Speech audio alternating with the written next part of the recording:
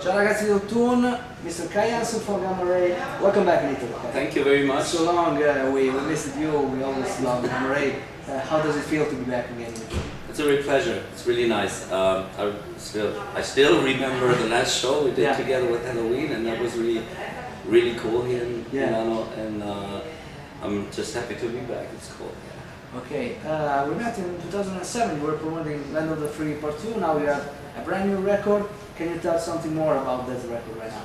Well, yeah, it's new. Yeah. We are very happy with it. We actually do like it very much as a band. We try to make everything more short and compact this time. Yeah. Not go for too intricate songs that are, have too many parts and stuff. That was we didn't have any kind of direction except for two things: make the songs short and concentrate on the necessary songs of the song, not to put another solo part, another thing. We have done that so many times in the past that we said, especially we found out when we did our live sets. We always thought, shit, we have so many too long songs. We don't have short songs or songs that are intermediate. So we said that should be one direction. Keep it kind of more simplistic in a way.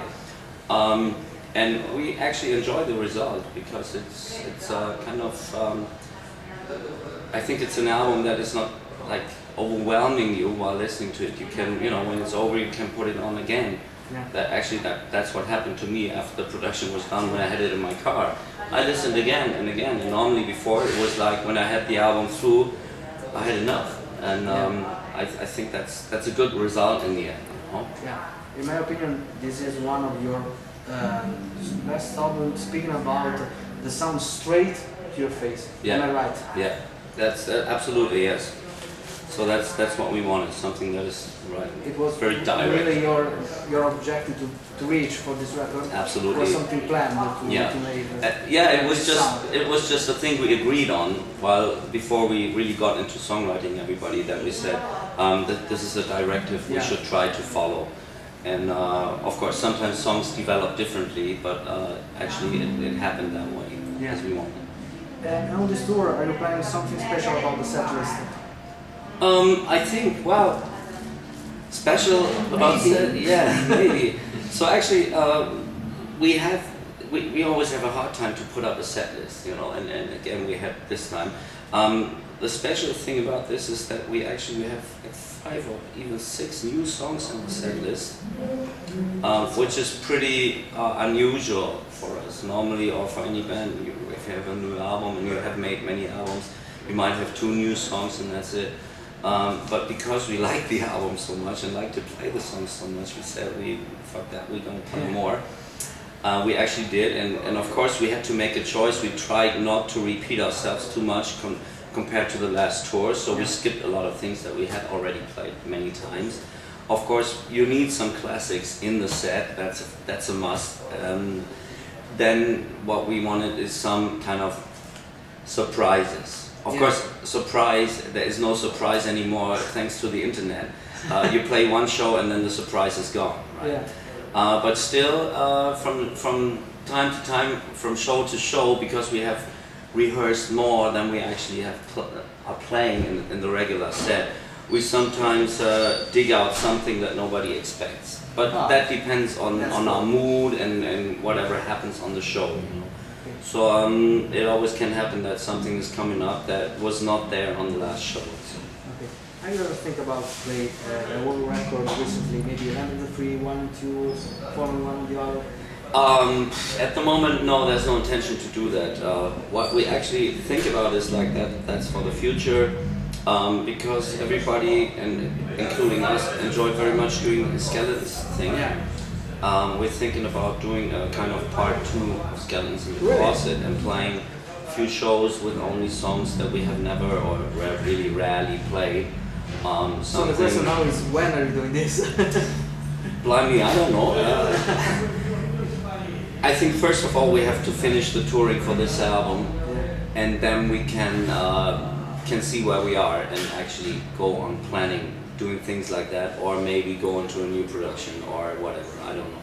Yeah, and maybe this is another question. You keep evolving record after record, your sound. You started doing classic power stuff, and now in my opinion, completely heavy metal band. Yeah. How did you become this? Thanks for saying that. You know, we always considered ourselves a heavy metal band. This kind of name tag, power metal or melodic metal or whatever, that was put up on us. I never wanted that, and I never had the idea of having that, because I always thought, well, we play as heavy metal, point, that's it. Of course, some clever people try to like give tags to everything or put things in drawers. You know, genres are necessary to categorize music. I know that in a way, and of course metal in general is split up in so many different categories today that is kind of confusing, but those many categories now again lead to a thing that unites us all, and that is metal, the metal. That's why we say hail to the metal. It's the big thing. And of course, it doesn't matter if you do gothic, power metal, whatever, new metal, old metal, it's all metal.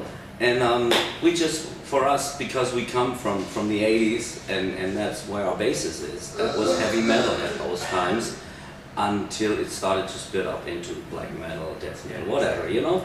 And I once asked somebody, because I never understood what actually power metal is, because, you know, or melodic metal, because like if I look back into the 80s, the bands were powerful and they were melodious too. So is a band like Iron Maiden not melodic metal? No, obviously not. But they are melodic. Or power? I mean, there was US power and European power. Right, exactly. So for me, it's all heavy metal. In the end, I asked somebody who was like really claiming that there's a big difference, and I asked him, what the hell? Explain to me. And he said double bass and high vocals. Is power. That's power metal. Okay. So that's how I learned what power metal actually is. But then again I said, what then is, for instance, if you take a song like Exciter by Judas Priest. It's got double bass and it's got high vocals. But nobody ever came to the idea to say Judas Priest is power metal. So what the hell, you know? I mean, people sometimes really expect us to play. People might be disappointed if we have a mid-tempo song. But on the other hand, if we do speed songs all over, you know, and we've done a lot of them in the past, then some people might start to say, "Oh man, it's always the same. It gets boring." Hey, you can't get it right for everybody. So we just do what we feel, how we feel, and we don't care if it's power, speed, death, whatever you want to put on us. Do what you want. So we're happy with what we're doing, just like the way it is. Okay, the last one is very simple instead. What are you doing in summer? Are you playing some summer festivals? We have some summer festivals, not too many, because that's a kind of unwritten rule that if you play a tour before or directly after summer, you will not play the festivals, because that takes away the attraction from each other in a way, you know. So it's going to be rare, a few, and we'll be busy with other touring stuff. We have a long world coming up with China and then Korea, Japan, Russia, South America, USA. So it's going to be a busy time anyhow. So. Okay, man. Thank you very much for joining us. Thank you. See you next time. Pleasure. Have a very good tonight. See ya. Metal on.